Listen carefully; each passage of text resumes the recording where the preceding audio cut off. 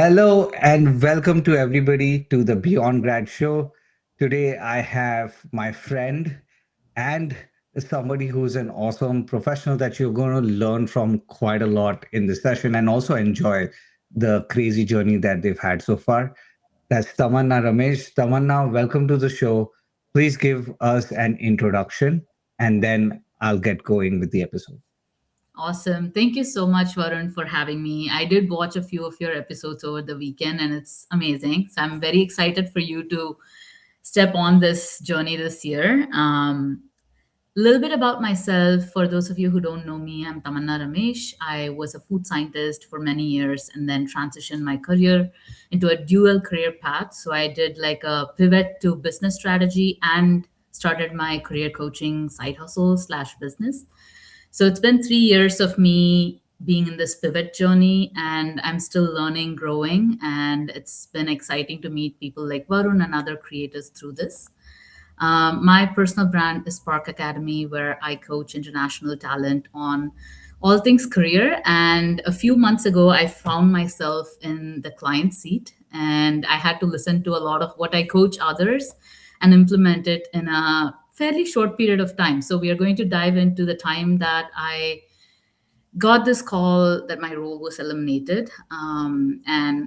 We'll basically dive into how I navigated it. Awesome. I know when I tell my friends to introduce themselves, they always kind of, everybody's humble and they sell themselves short. One thing that, sell themselves short, at least in terms of my eyes and how I see them, right?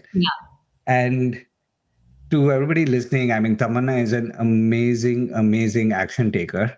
So, food scientist, did her MBA, got into one of the toughest companies to get into, and then got this crazy news about her role being eliminated. And then we are going to talk about everything that she did to navigate that. So it is insane when I was preparing the notes for this that how crazy this journey has been. We'll dig deep into it. What I want to tell everybody who I see a few people have already started watching is that Amazing. just that there's a reason I'm doing this live. I want people to be brought along rather than this being a podcast episode. So, whichever platform you're joining us from, mostly YouTube, maybe LinkedIn, just add in the comment section, just say, hi, I'm so and so from wherever you are. I think it would be great for the two of us to know. And I'll bring in comments and questions throughout the episode as and when they come. So, let's dive in. Tamanna, that was awesome. You set yourself in your career. Tell me about like the title that you had when you heard the news, because that also I wanted to ask a couple of questions about that as well. Yeah, absolutely. So my journey after I transitioned from R&D to when I joined Coca-Cola at that time, it just took off. It took off much faster and much more furiously than I expected. Even though I was prepared for it, I was ready for it. I just didn't see it coming in that short period of time. So in the last 3 years, I joined the Coca-Cola company as manager of commercial strategy operations. And then with some internal restructuring, I moved to a senior manager role. And then from there on, I did an internal interview and moved to the director role, focusing on global innovation programs. What we really did in that role was innovating on our equipment across the world. So it was a fancy job title, the fanciest I've held so far. But I got the call around like 9 a.m. I think we had like a 24-hour heads up that I usually don't like the 5 minute or 10 minute calls that pop up in the evening and the next day you're just like getting some information. I've been through several restructuring and reorgs and layoffs, but I've never been impacted.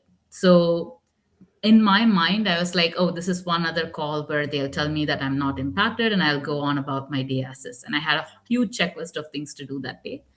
And of course, when I got the call, it was not what I expected. But yeah, it was just that one of those moments where you're caught off guard, right? You're just growing fast, you're just taking off, and then like it comes down crashing, sort of. So that was one of the moments for me. That is crazy, right? Nowadays, I think this has become such a news that anytime somebody sees a urgent meeting or a new meeting, there are fears around it. And something interesting to point out is that even at being in the director position at the Coca-Cola company, it was still a shock to you. Yeah. So nowadays, what I've started to realize that a lot of decisions are really made at the highest level, where even the director level or the senior manager level, and definitely not the IC roles, the individual contributor roles, don't have the visibility. Were you Mhm. shocked by that? Did you think that you would get some kind of a hint early on? So I was definitely surprised, but it is quite common for some of these things to be unwrapped pretty much in the last moment possible, because again there is a flow of communication that needs to happen. So my manager probably got to know like the prior day or the day of, and then right after I got to know what it meant for me and my team and structure. But I think the biggest learning for me is like we don't own our jobs, right? We sort of lease them for a temporary period of time. We lease them, we get compensated for the time that we do the work. So I think adding on these unsaid expectations that this is our permanent job forever, or this needs to be, or the company owes this to us, is the framework that a lot of us get caught up in. And it's a reality check moment where you're like, oh, okay, like I leased it for a while, they want it back, and here you go, take it back, and we'll focus on what I could do next, right? So that's how I framed my mind at that I mean, it was like building the plane while flying moment, because I didn't have a lot of time to process it. I just had to get into action. So it was probably like 20-30 minutes after the call, I was already into action mode, because I figured that wallowing over it is just useless. I'm like you said, action taker. So I got into Yeah. action mode. I think now I'm processing all that happened Hmm. emotionally, and just like reorganizing my expectations and thoughts around it. Hmm. Interesting you use the analogy of leasing, right? Because as somebody who has leased apartments or houses, I've been gotten a rude shocks when the landlord says, "Hey, we are going to move into this house and we would like you to move out." And it's always a shock because it rocks your balance. You were not ready to move on, but somebody else is asking you to move on. In that 20-30 minutes, that it like share those 20-30 minutes with us. Sure. Yeah. I mean, after reflecting, after we discussed about this podcast and the topic, I was thinking about what I did. Funny enough, I didn't cry, I didn't break down. I just called my family. I informed them that this happened.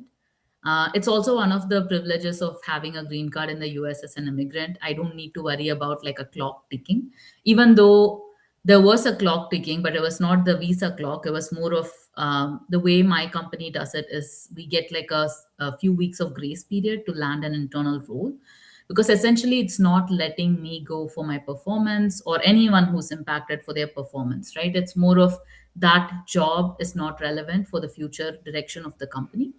So I had about 6 weeks to find another role. If not, I was going to get my severance package on October 31st.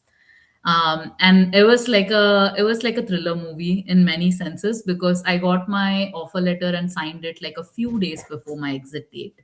So I had severance package in my inbox, and I was just like waiting to make a decision. But it all just worked out. So going back to that 30 minutes, I'm very proud to say I didn't break down. I just went into, okay, this is it.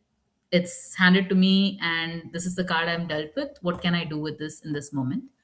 What I did was I pulled all the openings that were internally available, and I made a list of the jobs that I would like to do. And then I also reprioritized them in the order of what I'm really good at doing and where I can sell myself the best. And then the next thing I did, this is, of course, like, let's say 24 hours after. The next thing I did was I listed all the people I've worked with internally and the teams that they are in, and try to map out again, like against the jobs that are available, who are people who are either in a decision making role or an influencing role. Or I reached out to my network, and sometimes I just asked, do you know this hiring manager? Because if they have a pre-established relationship, I it's easier for me to like ask them if you could talk to them on my behalf, instead of me trying to sell myself from scratch. Because I was working against time, I had to be super efficient in my process, and I just went ahead with that. It was blurry. I think a lot of things were blurry. I don't really remember a lot of how I navigated it, but this is the essence of what happened from when I heard it to like 20 minutes to 24 hours window. Let me paraphrase that because I think it's very important. By the Yeah, way, anybody who's joining us live, please in the comment of wherever you're joining us, so YouTube, just say hi. I want you guys to get into that habit because in this episode, I will take your questions like during the episode, at the end of the episode, and I want you to just kind of be in that motion of where do I put in the question, right? So just tell us hi and where you're from. Paraphrasing what you said, Tamanna, you mentioned four or five different things. Number one was you looked at all the available roles out there and then you prioritize them based on maybe your core competencies or where you can add the most value. Second, you looked at who was hiring for the role. Third, you looked for somebody who was influencing for the role. And fourth was somebody who was a warm introduction to that area. yeah, Definitely want to dig into all of this. I will ask you a last question about the emotion involved with this. sure. Maybe at that time, because you went so hard into action taking mode, because you were strapped for time. Once you have landed the role, have you looked back to that situation? Like, does it bring any negative emotions? Maybe there are growth emotions. And how do you see, how has it changed you seeing your current role and future roles going forward? Definitely. I mean, there's so much growth that happened in those 4 or 5 weeks. Um, the main thing I took away from it is it's so important for all of us, regardless of what company we are with, what job we are with, to always have this reality check without getting into a place of insecurity or crisis, preferably before this sort of situation happens, right? Even though I've been a career coach, I've been through like several career months in my workplaces, etc. The level of deep thinking that happened in those 4 weeks about my career, present, past, and future, and trying to like put all these pieces together was so rich. So I Mm, feel like I got the best crash course in just rethinking everything. And one of the most important things that I took away is I don't need to react the way I would have in the past. 5 years mm, back, I would have reacted very differently if I was on a visa.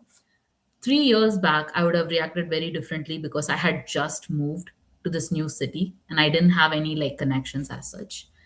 Now, the way I am looking at it is first, my blind spots were so visible.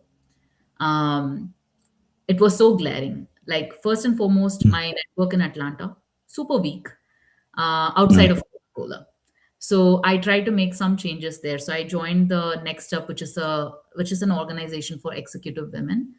I particularly picked the Atlanta chapter to be more engaged in because I want to organically meet other women and allies who are in the area. Because again, it goes back to 5 years back. I didn't have to take into account what my partner's preference was. Now we are mm, married, have a life together, and we moved to this place together. So I had to think about, okay, like, can I just leave? No. Leave meaning like the city. So mhm, it was just all these, integrating your life priorities into your career priorities, and also getting a reality check of the stage of career and life you're in and what this means for you. So it was so rich. I would have never, I mean, we wouldn't have had those deeper, real conversations if we didn't have to face that situation. So yeah, I think coming out of it, first and foremost, the Atlanta blind spot. Second thing is sponsorship. I had a couple of sponsors internally at Coke. Of course, my tenure with Coke is 3 years, which is relatively low compared to several others who have been in the company. But I realized that I need to put intentional effort to building that up. It's not mm, going to come to you. You have to sort of seek it and build that. And third and most important thing is I'm in a position of privilege, like after moving country to country from India to the US 12 years ago as an international student, building my life up from nothing, from scratch, there should be some level of resilience you pick up from your own life history, right? So that's what happened in that moment. I was like, I built this life and career from scratch, and if this is a little bit of a setback, I'm okay with it. I can rebuild. It's just knowing how to focus that energy. So, no negative emotions, but a lot of reality check. The only negative emotion probably is reconnecting with my work after this experience was a little bit harder because I have been very career forward, career prioritized. I mean, like I prioritized my career immensely in my 20s. Now I'm in my early 30s, and it felt like a time for a change where, of course, career is important, but realizing it's not everything. Life has so many other aspects to offer than just that part. So reconnecting with the job the way I feel about it needed a lot of work, and I needed to reset. Okay, how much of my mental energy, time, and efforts go into the day-to-day job, and how I can make sure it is worth it, right? Like it's not spent. Um, yeah, it's worth it. So Awesome. So it was in a way a crash course in your blind spots. I love that because a lot of times when I help people with their job search as well, there have been people who've had multiple roles. Like mm, recently, I helped somebody who was a senior product manager at Amazon. Now, I mean, somebody of that caliber, they've cracked roles. But sometimes they are just stuck in something and it's a silver lining almost sometimes when you have a hard time that you basically are meant to learn something at this particular moment, and that's the moment to learn it. By the way, for people who don't know, you talked about resiliency. This is how much of a freak Tamanna is. Sometimes when we are children, we are told by our parents, hey, don't misbehave or we'll send you to a boarding school. Because I know Tamanna as a friend, she actually told her parents that I wanted to go to a boarding school. So I think you've always maybe indexed for resiliency. I think there is definitely a lot of the way my life was shaped up, intentionally and sometimes unintentionally.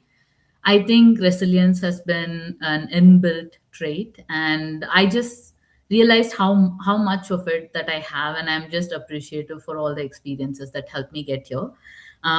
The boarding school experience, I mean, again, after all the reflection, when I pull back and just take a, I don't know, like 1,000, 2,000 feet view of my life and journey, my life revolves around three simple things. I love food, so I studied food. I became a food scientist. I'm a big time foodie.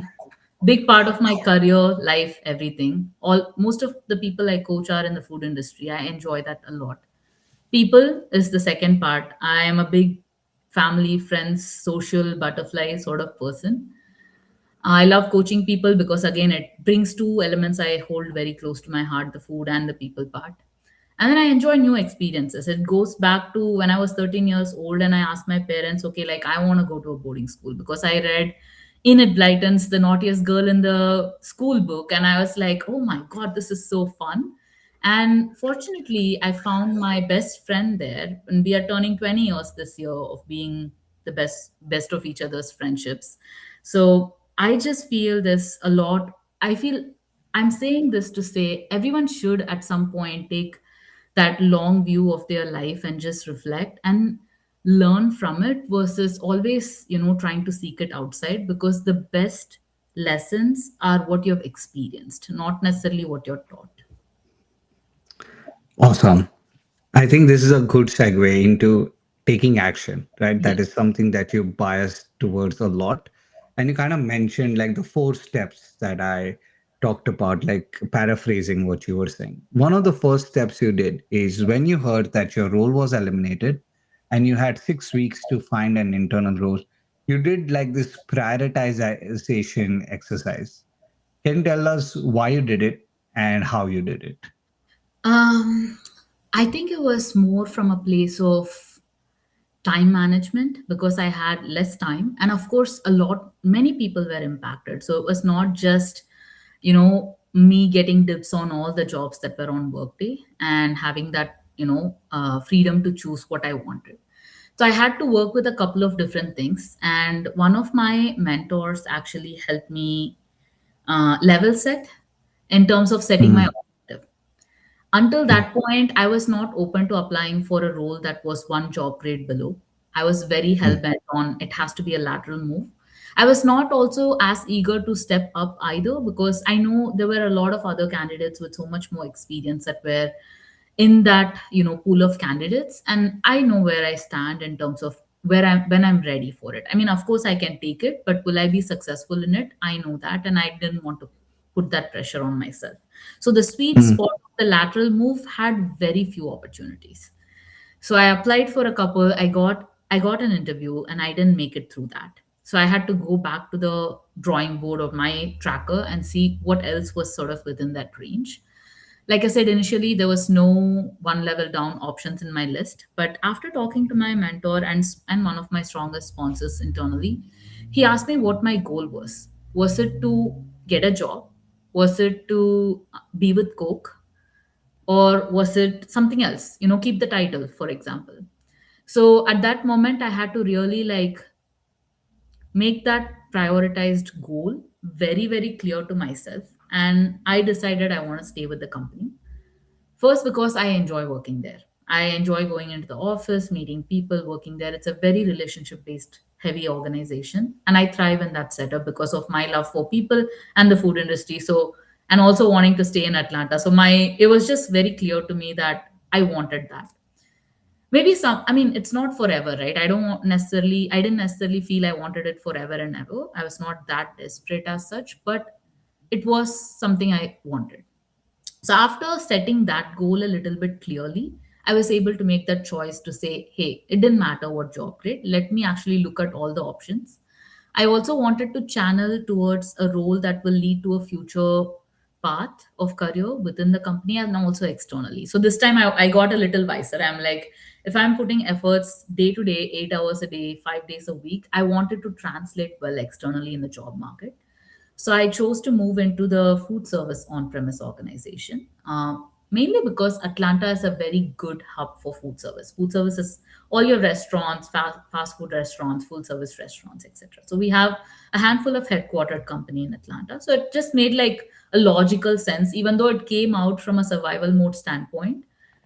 It just made sense for what fits into our life right now, where we want to live, how it coherently makes that future path a little more clear for me. So I'm enjoying it so far. Yeah. Very cool. So that basically your fight internally, right? About going a level up, staying a level where you were, or going a level down. And what does that do? What are the repercussions and what choices you have to make? I think that was something that you were very intentional about. Hmm. Now, you mentioned a couple of lateral roles. First off, how did you get them? Did you directly apply or did you have an advocate for those roles? So in my prioritization, I also sort of like star mark the roles that I want to spend my capital on.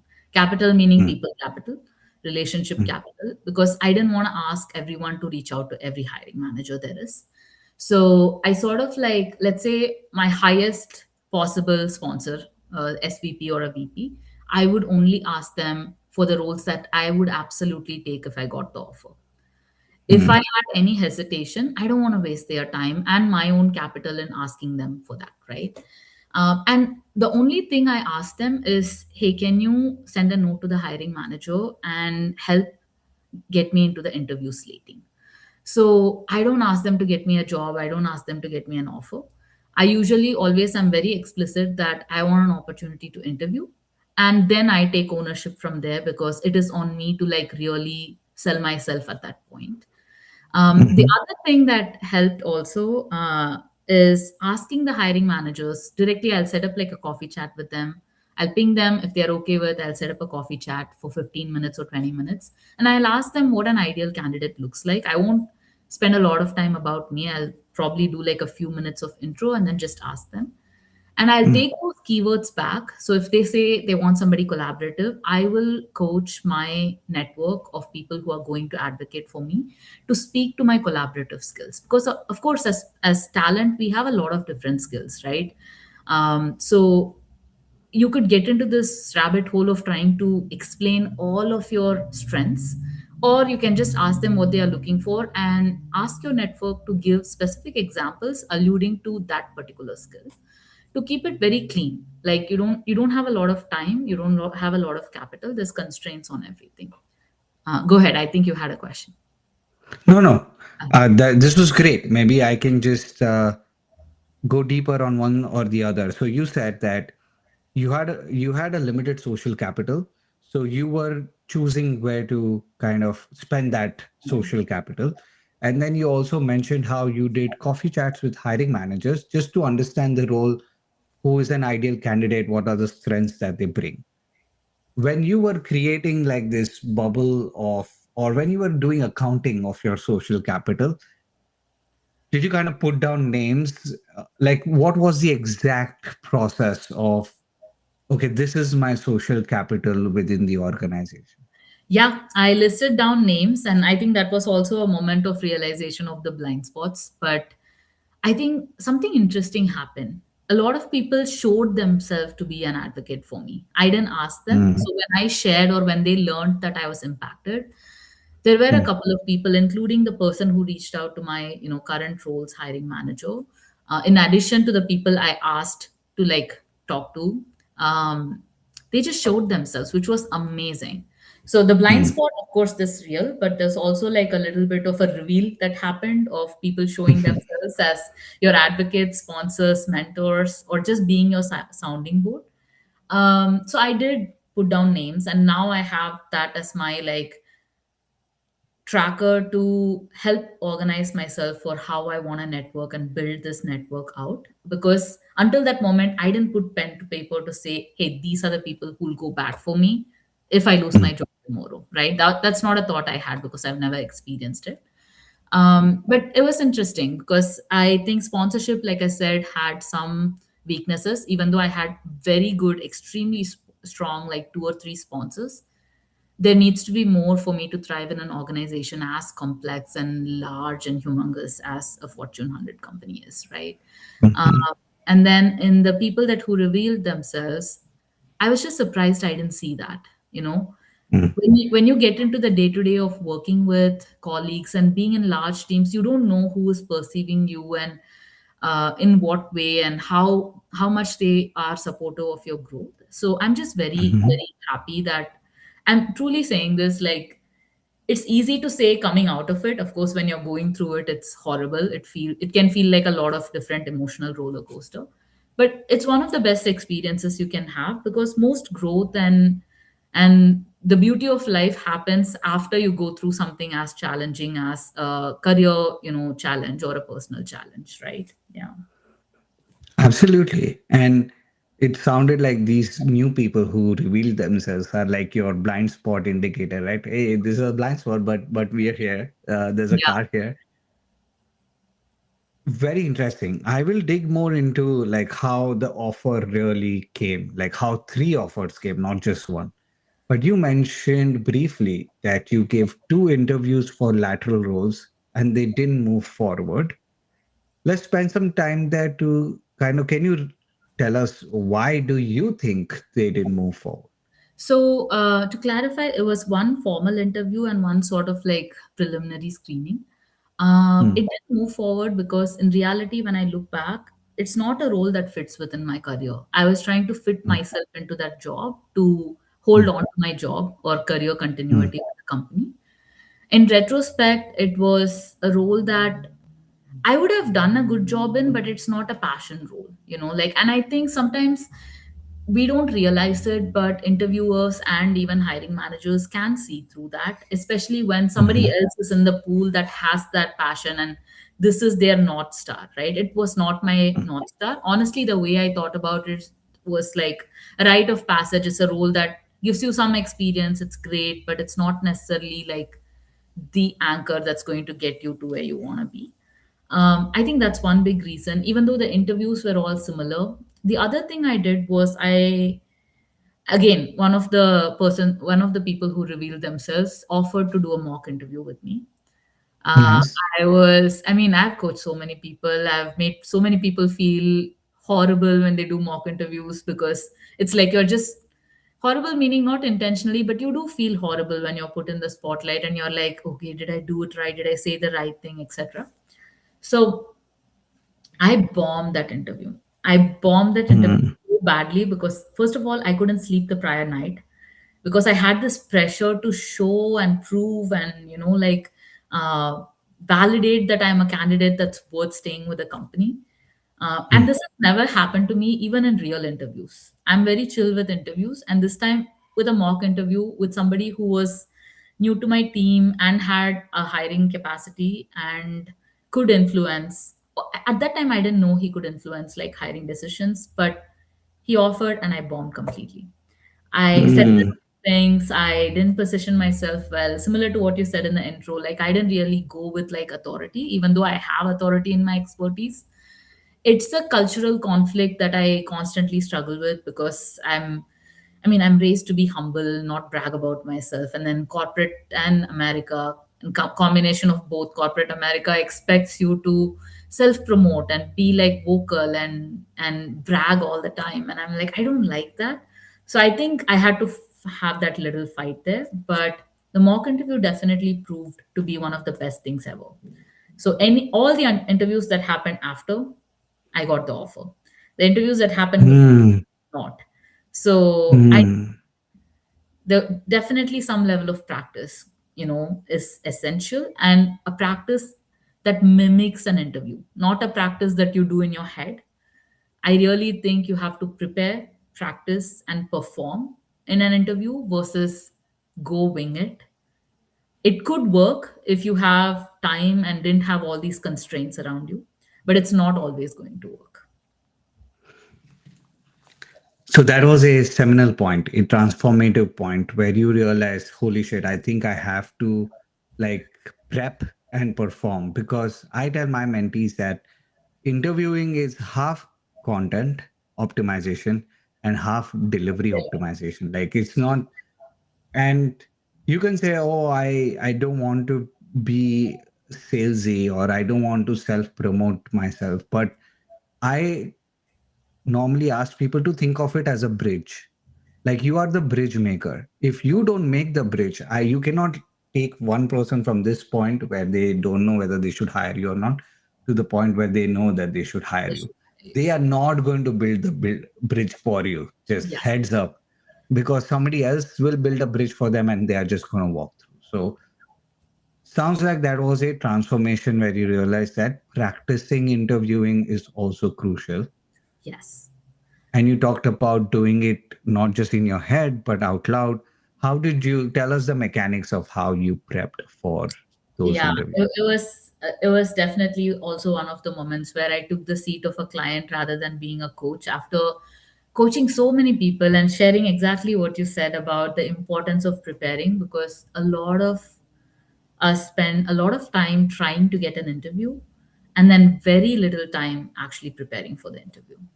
So I consider this as like a branding exercise that I had to do under that like high stress environment. But again, super deep, super rich exercise that I wouldn't be able to achieve if I sat down now for the next hour to do.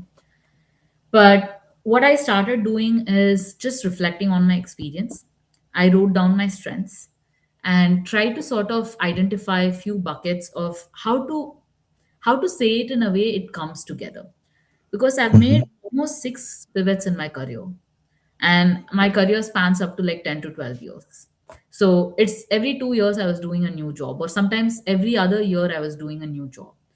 And to say a story that brings it all together, I like to think of it as my branding pillars, three branding pillars where everything sort of revolves around. And Mhm. first and foremost thing I identified was innovation. I love taking something and making it better, or thinking about something that will solve a problem. And that's a core attribute to everything I've done in my career. And it was that moment of sitting and realizing and trying to form that cohesive thought. And then people, like I said, absolutely like very core to everything I do and how I live my life. So I wanted like opportunities that could lead to people development, management, leadership, etc. And third, most importantly, some of the hard skills, like tools that I know that are internal, that are valuable for like a future role, etc. So I had to map that out and create like a almost an elevator pitch that was very specific to my current situation, not necessarily a Mm. career broad, like elevator pitch. So what I realized is over my career, I've done over 50 multi-million dollar projects for billion dollar CPG brands. I went ahead and updated my LinkedIn title too because I was like, I didn't even put this together, even though I've been doing it in pieces over different, stages. And that word innovation brought together everything I have done and I do and I will continue to do. So I think after doing this sort of like, what are my three core tenets in terms of where my career lies and what experiences I've gathered, and taking it and narrating it in a way that made sense for where I'm taking my future to be. It is still a work in progress. Of course, you change. I mean, especially I changed so much, very fast, and my career has been super like a fun roller coaster ride, but every stop has been so different that I cannot use the same statement 2 years from now, probably. But for now, I had to make that pitch, and that I think was the core essence of what went into my head and what I ended up doing coming out of that. Very cool. I think it behooves people to kind of take this and build like that framework. Like, what is your branding pillars? The way I think about what you said is core competencies. Like, what are my core competencies that I bring to the table that are scarce, that not a lot of people can bring to the table? And that's probably where your branding lies in that scenario. I think that's great. This is really, really helpful stuff because we've already talked about networking. We've talked a little bit about interviewing, talked about prioritizing. To kind of set the stage, Tamanna, how many internal positions did you apply to? Oh my God, that's an embarrassing. That's answer will be embarrassing because I did get a little desperate. It was not. I mean, it was a little bit of desperation, but also more of I have diverse skill sets to offer. I could see myself go back to R&D as a leader of R&D initiatives. I could see myself go back to commercial strategy. I was doing like I was a program director when my role got eliminated, and I learned that I was very good at it. So my mind map was all over. So, as a result of it, I applied to jobs that I thought I could do, I thought I could learn and do, and I thought I could do very, very well. So, let's say about 20 ish. Uh, Okay. in the future, I'll apply. I have seen some other colleagues navigate this so beautifully. They applied for one role. They Wow. really, especially when you grow higher up in the ladder, it shows how much of clarity you have. And they just went for where they exactly fit in and they dictated that decision Mhm. to happen. In my case, I'm still, even though I've, in terms of title, grown up very fast, in terms of career stage, I think of my career as a garden. I'm not trying to grow a tree, a single tree. I'm just growing multiple different, plants and trees. So my experience, I don't need it to be like laterally like a ladder. I want it to be enjoyable. Anything I do, I want to enjoy it. And if it's not enjoyable, or if I'm really good at it, at that point I usually exit because I don't want to do something that I'm very, very good at, which in my head is like I'm not learning a lot. So in my mind, 2 years, 2 to 3 years, a good framework where I get into something, learn how to do the job. There's a learning curve, go into performance, peak performance, and then go to what's next. Mm. So it was, I think, a little bit of all of this that I had to piece together at that time. I think it is the embarrassing moments where we find a lot of relatability. So if Yes. anybody's coming to this episode and thinking, oh no, I can never do that, I think these are experiences that you shared that make people feel that, okay, yeah, this is something that is doable. By the way, we did get a comment about from Ellen. Love this bridge concept. I think that's great. By the way, anybody who has questions, there's a reason why I'm doing this live. There is a reason you are live. Feel free to ask your question. I would love to bring them up and ask because that way we want to make sure that you get instant value from this session as well. In addition to everything that Tamanna is amazingly sharing for us. So, did you, for all the roles that you applied, 20, did you have an advocate attached to each role or Let's say going I back to something had that you said early on, right? let's say I had advocates attached to 10 of the roles, approximately Okay. 50-50. There were some that even I knew that, I mean, I didn't need, like, I applied for a data science role because I talked to Okay. the person hiring manager. He was like, yeah, in the era of AI, you can actually learn and do it. And you can do it with Copilot by your side and blah blah blah. And I was like, yes, I can. I still think I can, but and I was a food scientist, which means there's a foundational skill of taking data and using that to make decisions, right? So visualizing data, etc. So I could see myself in a lot of things, but now looking back, I don't think I want to be a data scientist. I want to, like, I want to be a CEO of a food and beverage company at some point. That is my dream. And I had to actually say it out loud to myself and set the stage for, okay, what experiences are going to take me there, and what kind of company am I looking at? Is it Coca-Cola? Is it something else? So that's the journey I'm on, and figuring out what my North Star is.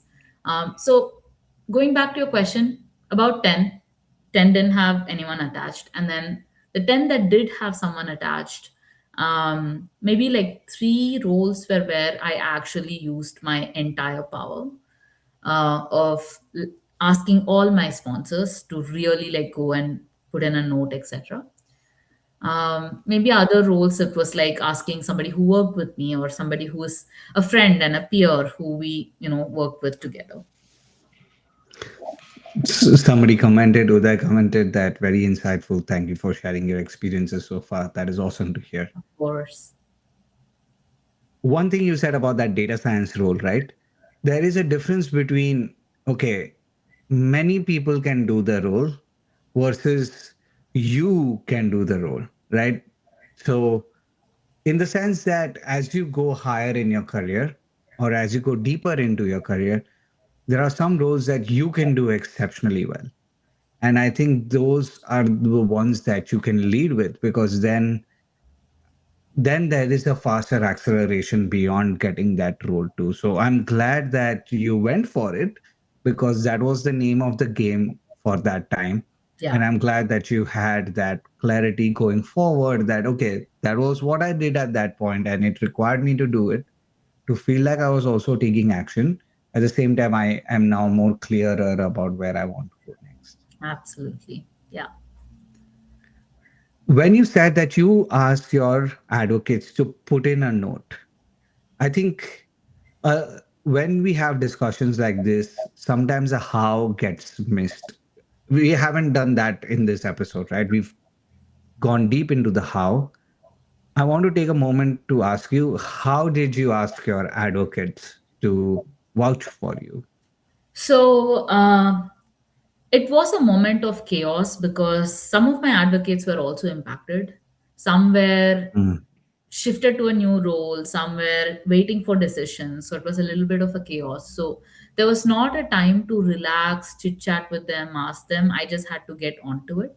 But that's where building relationships proactively without expecting anything plays a huge role, because all these relationships I built, I had no agenda. I just built them. And then when a moment like this happens, you realize the level of organic, intentional relationship you have built has so much more value than a transactional ask. So I could transact in that moment. I had enough of the trust and foundational relationship to be like, hey, can you send a note? I was very direct. Can you send a note to XYZ? I had a chat and I really think this is a really good fit for me. And they are looking for someone who has collaborative skills, I don't know, innovation experience, whatever that, 2 to 3 things are. And can you speak to this project or that project? Or can you speak to my time where we work together, where I led this effort? So I was very specific in giving them, I think this is super relevant to the era we are in right now, right? Dealing with chat gpt and AI, like, context is so important. And it's so important even Mhm. to people. Once they know and have enough of the context, the outcome of their recommendation or the note they send out is going to be so much more of a good fit for what we are expecting and what we want as a result of that. So I gave enough context and very specific asks, and usually they would turn it around in like less than few hours or sometimes 24 hours. And they usually either BCC me or like forward the email to me. So I know that it's gone. And then you just sit and wait, because after that you've done your deed. You just have to see like if you're getting slated.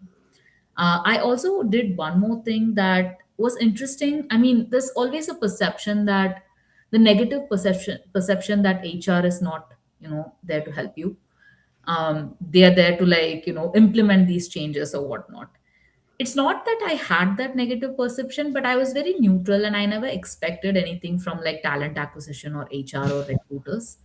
Surprisingly, when I was going through this chaos of applying to so many roles, and my mind was hallucinating at that time, like GPT does, because I couldn't just like be firm about, okay, this is the only thing I want yet.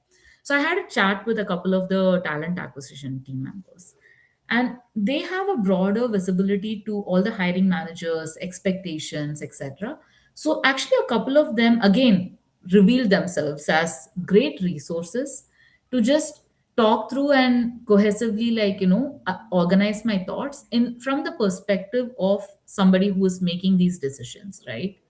Not necessarily interview slating, but screening decisions. So he was asking me all these pointed, one of them, he was asking me all these pointed questions like, if you only had three choices you could pick, what would be the top three roles you definitely want to interview for? And in that moment, it helped me get that clarity. And then I saw it from a completely different angle, not from a scarcity mindset or a survival mode, but from like, what do I want? And I think that's another untapped resource. And again, every person is different. It doesn't matter whether it's HR, hiring manager, mentor, sponsors. You just need to understand how to like read people enough to know whether they are, someone you can rely on, or test it out and learn, right? Reach out to them, talk, because I reached out without any agenda. I just wanted, because somebody told me you can chat with TA about a talent acquisition. I was like, I've never had a chat with talent acquisition. Why would I go reach out to them asking their inputs for my career decisions, right? But in that moment, it was a great resource that was untapped. So sometimes it's also testing out before you conclude, rather than having these preconceived notion that they're not there to help you or they're not necessarily as resourceful. It varies. There's a variability between individuals, but it's worth giving it a shot. Absolutely. Reminds me of my time at a Fortune 500 company where I would take a couple of people in the HR team out for lunch, just like a mentor talk, very similar to something that you did. And you realize that, I mean, they have the same things. They want to grow in their career. They they are trying to navigate things internally as well. I mean, they have goals, they have expectations, and once you align with them, I mean, it's not necessarily that you have to just go to their path. I think you both can align to a common path that can help you both achieve the career goals that you want to. So there's Ab- definitely a lot more collaboration Yeah. than what people imagine, especially with the HR team. Absolutely. I completely agree. And it makes their jobs easier, because then they can slate me into the right role versus trying to decide, okay, among these 20, 30 roles, like where do we put Tamanna on the interview, right? Like that's another piece of it for sure. Let's talk about the big. I was going to say reward, but reward is probably not the right word. But the big benefit that you had through this whole process was getting three offers. First, talk us about the timing of the offer, and then we'll go into like how did the choice, how did you choose between which one? Yeah. So for some real scenario that was happening at that time. So 4 weeks after I learned my role was impacted, I lost my dad quite unexpectedly. So 6 weeks from that time when I lost the job is when my exit date is. So it was like that last 2 weeks period, right? So I was traveling to India, and I didn't care at that point whether I land a role, whether I interview, all that just went like a completely, it just disappeared from my head. And I think when I I had already finished I finished the interview on September 17th. My dad passed on the 18th. So I had finished the two interviews for which I got offers before I left. So at that point, I didn't think much about it. So and I was on bereavement leave, so I didn't look at my work phones, apps, nothing. I did give my information to my manager in case of emergency. I said you can contact my husband, but I didn't ask them to reach out to me because I didn't want any work stuff around that time. So let's say 10 days into my bereavement leave, I got a call from my from my team leader, that they were offering me two roles. And I was also offered a choice of which one I wanted. At that moment, until that moment, I wanted to do something new. And for me, taking a job grade is, I wanted to trade it with learning something new. I was very open to taking a job grade down if it gave me more learning experience, skill set that aligned with my future. So up until that moment, before my personal life change happened or my personal situation started, I was very clear that I would take a job that I have no idea how to do if I'm taking a job grade down and really focus on learning. But then after, of course, you're dealing with so much of emotions, grief, personal loss, etc. I flipped completely. I said, I want a job that's easy to do because I'm not in a mental frame of mind to go and perform in a new job. And I gave a verbal confirmation, and they were working behind the scenes to generate the formal offer. And then something very interesting and out of the blue happened. I had another interview that was pending when I went to India, that I thought I would just cancel or reschedule because, again, at that moment, the whole job situation was deprioritized in my head. So I told my HR to reschedule it to a time like 2 weeks from that time. So I would be back here and etc. Unfortunately, they could not because there was behind the scenes a hiring freeze coming, and for that particular team or role or whatever. And I didn't know that, so they were like, "It's you have to do it, just do it." And that was one of the roles I had used all of my capital. I had asked all my sponsors, and I would have absolutely loved to take. And that's the role I'm in right now. So I'm very grateful that push happened. Um, Something very interesting happened. The power of preparing for interviews ahead of time and practicing and performing over and over. I literally opened my laptop 10 minutes before that interview time, and my laptop went into a rebooting mode. So I was like a few minutes late to the interview. I was not in my best self mentally, emotionally, and even physically how I looked. I was not put together like how I would be for an interview. I just ran with it. And of course, the hiring team knew and they were empathetic and understanding and everything. And I don't remember anything I said. I really don't. And surprisingly, the day before I was going to sign that other offer that I had agreed to take, I got a message on Teams from on WhatsApp actually from my hiring team that, hey, you've been hard to get. I know you're out and you're dealing with a lot of other things, but I just want you to know before you sign that other offer that this team really likes you and wants to give you an offer as well. And of course, dealing with so much of chaos, I'm telling you, last year was my crash course in life, like nothing else. Personally, professionally, as a human, in all ways possible. At that moment, I was like, this is a new role that needs me to learn and perform with a new team that I have zero equity with in terms of they don't know me. And I didn't want that. 2 days ago, I said, I'm not going to take it. I want a job that's easy to do and I'm very familiar with doing. So I think it was a 180-degree flip of me jumping onto that offer because I knew it was the right offer for me. It was the right role for me. It was the right team, right role. It fit into what I want for the next few years.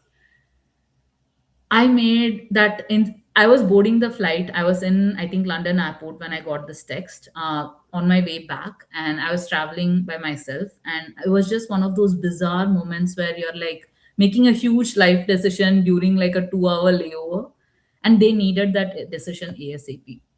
I just jumped ship. I said, okay, I'm taking it.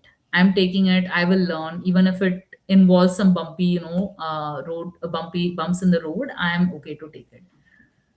I'm so glad I did. Coming out of it, of course, it was crazy. I felt very bad to have verbally accepted an offer and turned it down internally. That was a team also I would have liked to be in, but it just didn't fit as well with my future career plans as this role did. So I went from not having a job or almost, and the offer was signed like I think 5 days before my exit date and 17 days after losing my dad. So it was little bit of that like close call. And what I realized is I went from a complete scarcity whiteboard of having, okay, I don't know what this future looks like within the company, even outside, to like having multiple offers. And I had to make a lot of decisions in a very short period of time. Coming out of it, I'm just so proud of me for getting through all of that and surviving and still, kicking ass in my new job and really like thriving in it.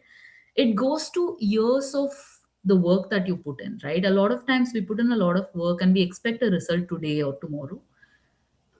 I think I got all the results of my past decade, all in like that 4 week period. Actually, the 2 week period after I went through that major life change. So yeah, let me pause there. I know it was quite an elaborate story, but that was a big context that I don't want to not touch on. And we appreciate you touching on every aspect of it. By the way, sorry to hear about your dad. I Yeah. know we've chatted offline through this, so a lot of people might see me not delving into it much, but it's a hard thing. I know we've talked online completely on this. So yeah, that journey specifically has been very inspiring. Regina says that as well, joining from Montreal. I think another somebody who has commented that, yeah, super inspiring. By the way, there is a question in the comment that I want to bring up. Do you have time to go 10, 15 minutes after? Yeah. Okay, so I'll time it accordingly. Now, going back to whatever you were saying, now it is amazing, goes back to resiliency. And not only should you be proud, I mean, your friends, your family is extremely proud of how you navigated that situation. I can at least speak for myself. So that resiliency has just carried on and it seems like it's strengthening.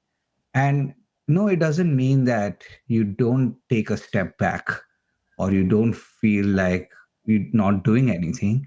It's the what you do after. Yeah. Or this is something a friend of mine also mentioned that in her job she was just completely sad, and being productive even when you are completely sad, I think that is what separates people who take action. So amazing. I do want to delve into like one in uncomfortable aspect. Like you mentioned that you had to say no to the verbal offer that you had accepted from your current team, no less, or the team leader that you were working with. How did you navigate that conversation? And what has been the, I shouldn't say fallback because that has a negative connotation, but what is the current situation with your relationship with that team and that person? Um, in that moment, I sent a WhatsApp text and Mhm. an email after I landed, but I literally spoke to the reality of it. I made decisions based on the information I had at any given time, and the best decision for me and for what I can offer from my skill set to the company. And of course, it was so volatile that so many things were happening in parallel, and like all that situation. So I led with, of course, the transparency of everything being impermanent, right? At that moment, I was also very emotionally in a vulnerable situation. So my email literally said something like, in the spirit of embracing impermanence, because I had lost my job, I had lost my parent, and I've never lost anyone in my life like that. So it was like so much philosophical that email was, but it was true. At that moment, I was in the embracing the spirit of change and accepting things as they come. And I said, even though I'm very, I was regretting accepting a verbal offer and then not taking it. I told them transparently, this is a better fit for my career. And of course, I'm with the company. So it's not that the talent is lost or wasted, and it's just getting lifted and shifted to a different part. In terms of the relationship, I am meeting the two people that I, in my head, into some ways I let down. I'm meeting them this month for just regular lunch and coffee chat, and I did try my best to have conversations that were so real after I got back. And I told them the context behind my WhatsApp message. And again, it's, I feel like they understand, right? They've been, and they are more experienced than me. They've been in this like corporate world for a longer time. They understand that things change, and until an offer is signed, it is not signed, right? But of Hmm. course, Hmm. in terms of my own reputation and credibility, I just wanted to be transparent and give the context. And honestly, after experiencing all the things I experienced, I don't want to take these things too personally anymore. Who is Hmm. thinking what about you, how they, like, of course, your branding and perception and managing all that is important, but you don't want to dwell on it, because I feel, coming out of all the experiences, I feel our time in this world as humans is limited, as any Yeah. living being is limited. So how we use it, what, and our energy is limited, our mental bandwidth is limited. So I think it put a lot of things in priorities. Now, of course, if they feel badly about it or have, different perception about me because of my choices in that moment, that's fine. Like, I'm okay with it, right? That I was dealing with a lot of my own reality. And the other thing also I want to leave with is, we can all be passionate about our work, but I think we should really focus on anchoring ourselves to what we learn and what we can take with us in terms of the experiences and the growth. When you shift to that perspective, you don't get too, I mean, I was working on the project of my career. I was working on developing amazing coolers that were going to be debuted at Winter Olympics, and that did get debuted at Winter Olympics this year. I was so passionate. It was the perfect title, perfect job, perfect everything. I was pouring myself in like nothing else. And it wasn't mine anymore. So I think shifting from like that deep level of passion and, pouring yourself in to this, coming out of it, the only way I could cope is rewiring my head to think, hey, I learned so much. That project is live and thriving, and I'm so happy for it. Even though I'm not the one who is taking that to the last finish line, I'm happy we set it up that way. And anchoring at work to title, to salary, to this sense of permanence is very, it's immature. I think it's so important to anchor to what you learn, how you grow, and what you can take with you in terms of your growth, and rebuild with it a different career or a career elsewhere as well, right? So I think we have a question here, no? Yeah, but I want to take a pause here because you said Yeah. so many amazing things, right? Yes. Relationships should be a factor, not the factor on how you make a choice. You have to put yourself first above everything else. The second thing, and this is not just paraphrasing, but adding on to what you said, is essentially leaders are built on difficult conversations. Like you have to have that skill of difficult conversations. So this is in a way practice and theory of how you are in a difficult situation and how you navigate it. So I love the fact that you, even if it was philosophical, you led with sharing transparency, sharing, finding your way of sharing the difficult news. Mhm. And then sounds like you are still building that relationship. And it's okay sometimes for a bridge to get burned a little bit, doesn't mean that you can't rebuild that section again. Absolutely, absolutely. And I think it also is a good reminder that as international talent, as immigrants, when we move to a new country, we have no relationship capital. We have zero capital. We've built so much, right? And it's taking comfort in the fact that it's okay if you make somebody feel bad or upset with you or let somebody down. It's okay, because sometimes you will and you have to. And just know that you can build relationships back up, you can make amends, you can make it work. And at the end of the day, they're also humans, they understand. And if they don't understand in real time, they'll understand later. And if they don't understand at all, it's not your problem to fix. You just move on. Yeah. Yeah. In your career, you're going to have times where relationships are broken or they just dissipate, and that's okay as well. I Yeah. mean, that is something you just know through experience. Yeah. But I do want to take this question from Uday, which is, Tamana, what was your single highest leverage action that led to those three internal offers? Mm, asking my sponsors to get me slated into interviews. Again, sometimes they cannot get me slated. It's not that they have like a superpower, but if they do have the power and influence, I wanted that from them. And I think, like I said earlier, really giving the context to my advocates so they can go speak to that exact thing very specifically versus talking about everything about me, right? Everyone is going to Hmm. have so many different perceptions about you. And in that Hmm. moment, I had to manage what kind of view that hiring manager got, because that view needed to get me into interview. After getting into the interview, I think it was the leverage that I had in the mock-up practice, bombing it, learning, and of years of building these, experiences that just shined in a moment that I couldn't like do it for myself. It just was there. So that's the hidden leverage, but the actual like actionable leverage is um, really focusing on like handling your social capital. Awesome. That's a great question to bring things into perspective. I think so this has been amazing for anybody listening, anybody following. The way you've talked about how you dealt with your role elimination, to all the different steps involved in getting those three internal offers has been amazing. Again, I think I am invested more as a friend, Tamanna, that I it's just it sounds like this show has become an opportunity for me to be more proud of my friends and what they've done. So thank you for giving us everything that you went through and learned, and the blind spots you uncovered and how you filled them. That is awesome.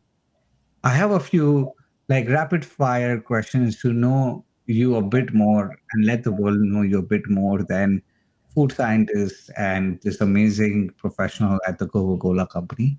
Before I do that, I want to give you the stage again to share how people should reach out to you, what you can help them with, because one big topic we didn't talk about is immigration and how you've set yourself amazingly with immigration to have these degrees of freedom. The stage is yours. How should people reach out to you? How can you help them? Absolutely. The best way to reach out to me is my LinkedIn. It is my landing page, my website, the best way you can connect with me. DM me or reach out, for connections. The second question about services I offer. So, 3 years ago, I started a career coaching business. My brand is named Spark Academy. I enjoy teaching, I enjoy empowering people.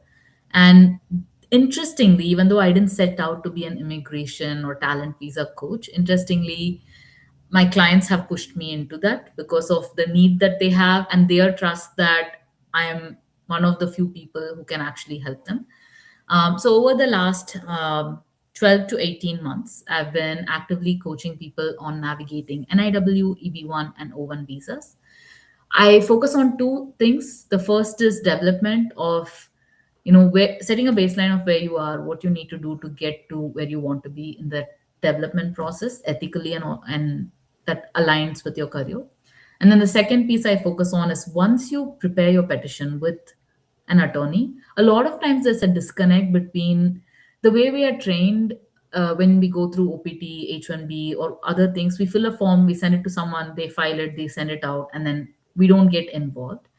With these talent visas, you have to be involved because you're again managing perception actively for the immigration officer to understand what you do in the best way possible. So I do a lot of, I like to think of it as quality control or quality check. So once a petition is drafted, I go in, I add like 100 comments, sometimes 1,000 comments, depending on how good or bad the write up is. And making sure it's presented in the best way possible. And I think that's one of the very interesting niche that I have discovered over the last 2 years of hustling and doing all these things. I do one-on-one consults, and I also offer, I'm converting a lot of my knowledge to like courses, short ebooks, etc. But predominantly, this is where my space is right now. And I focus on STEM talent, scientists and engineers, preferably. But now and then I get a data scientist or a tech professional, which I do. I can coach, but I don't. It's not my primary audience. I remember asking, "Hey, I know a data scientist. Would you help?" S- Amazing, right? So, anybody listening, if you need career guidance, if you need immigration opportunity guidance, I highly recommend Tamanna. So, please reach out to her and ask her anything that you want to ask regarding that. Tamanna, to end this, I'm going to ask you a few fun rapid fire questions. I think three or four, not many. But we will end with a challenge that people should do to get ready, get themselves ready to take action from whatever you've shared today. First question is favorite movie. Okay, so this is something a lot of people don't know about me. I am a Tamilian. I grew up in Tamil Nadu, and I am a big Tamil movie buff. There's no one specific movie, there's just so many. But lately, I've been into historical fiction. So I like Ponniyin Selvan and Bahubali type movies. And it's the same with other languages. I think that's a sweet spot I'm in right now, where if there's some history with fiction combined, I actually enjoy it a lot more than other movies. I love Bahubali too. I think it's brought in a slate of historical movies and fiction movies with really good Yeah. effects, VFX and stuff like that. That's very cool.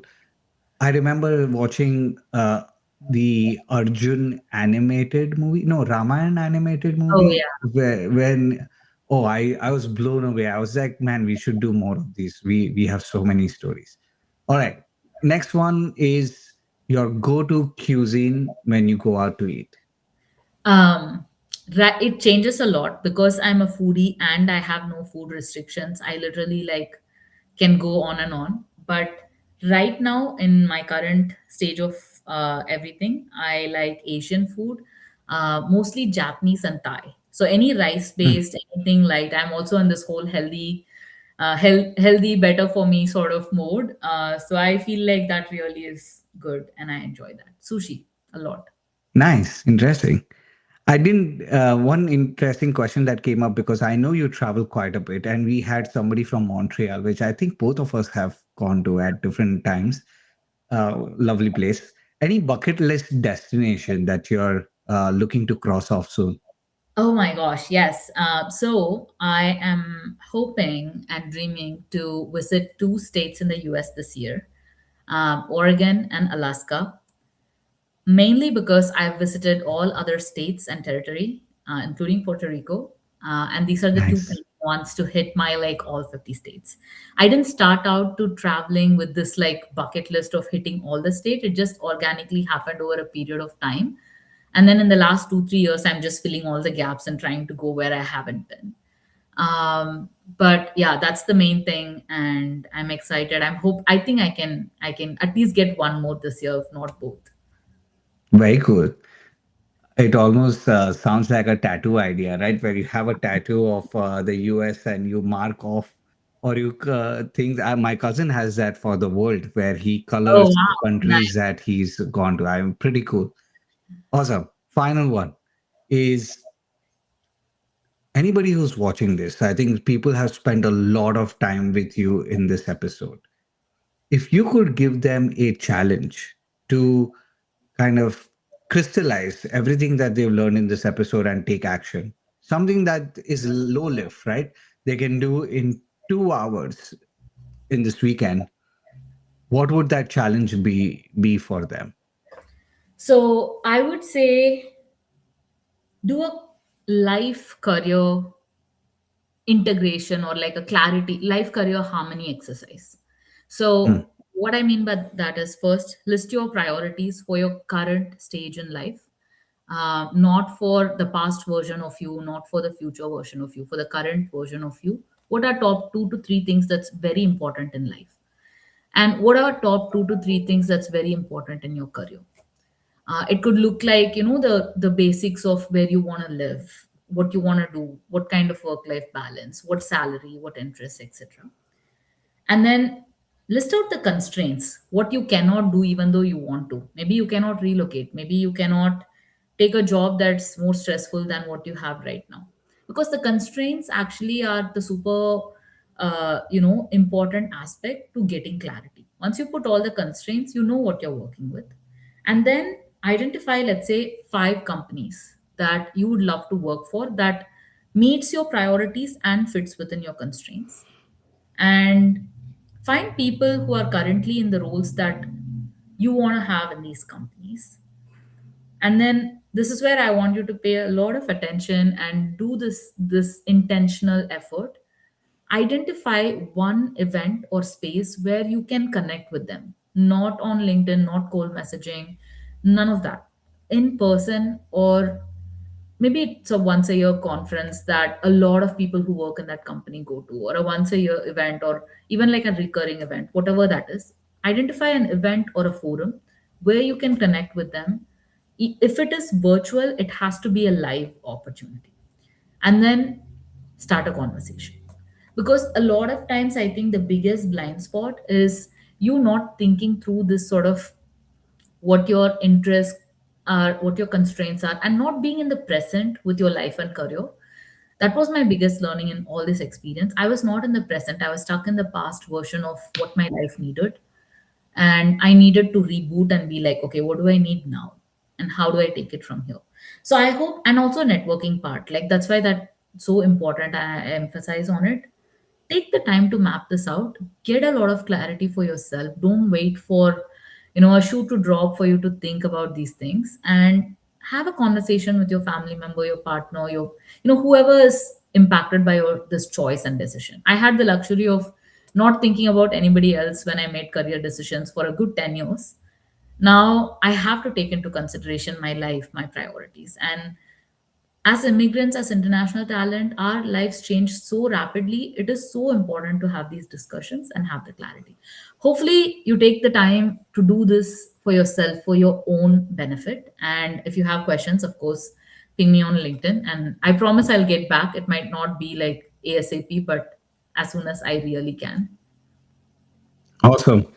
That is a solid exercise to kind of bring everybody to the present and how they can solve for the constraints that they have. Tamanna, thank you so much for your time. You've already given us more than we had planned for. Appreciate you being here. Appreciate all the insights that you've shared on the Beyond Grad Show. Thank you. Thank you, Varun, and good luck with your podcast and live show initiative. Awesome.